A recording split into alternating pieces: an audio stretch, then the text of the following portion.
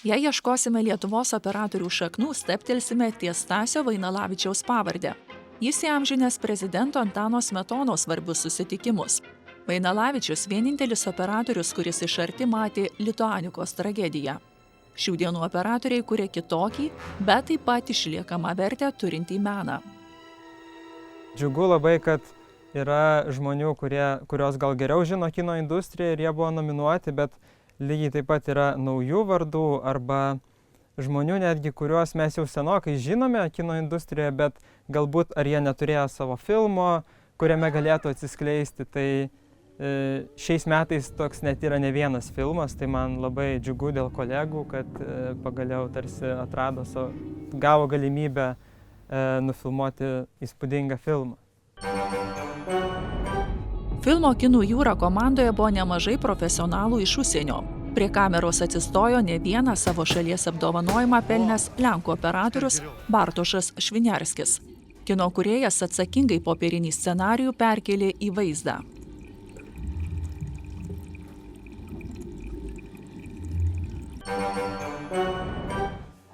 Vytauto Katkaus biografijoje 15 apdovanojimų ir daugiau kaip 30 nominacijų, tarp kurių 3 gautos Kanų kino festivaliuose. Taip pat pernai laimėta sidabrinės gervės statulėlė. Šiemet geriausio operatoriaus kategorijoje jis atsidūrė už darbą dokumentinėme filme Dulkės, kaulai ir stebuklai.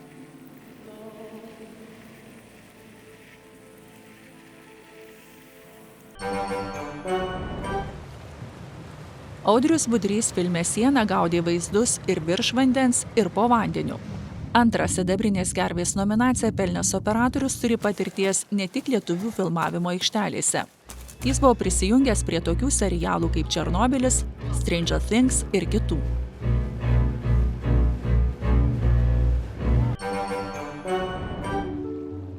Dokumentinio filmo Lagūna vaizdai nufilmuoti taip, kad žiūrovas lengvai atsiduria toli nuo Lietuvos ir akimis keliauja po džiungles. Kamera pagauna ir audrą danguje, ir ašarą ant skruosto. Visą tai įamžino Lukas Karalius ir Alina Lū.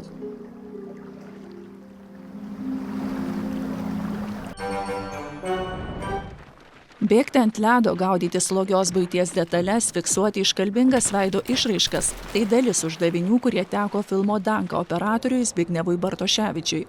Operatorių apdovanojimuose giliai nekartą pastebėtas Zbignevas šį kartą atkreipė nacionalinių kino apdovanojimų komisijos dėmesį.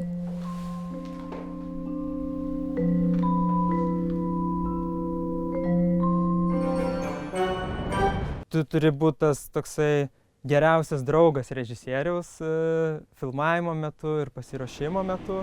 Labai toksai kompleksiškas darbas operatoriaus ir jis labai persipinęs ir su režisierium, ir su kitais departamentais yra.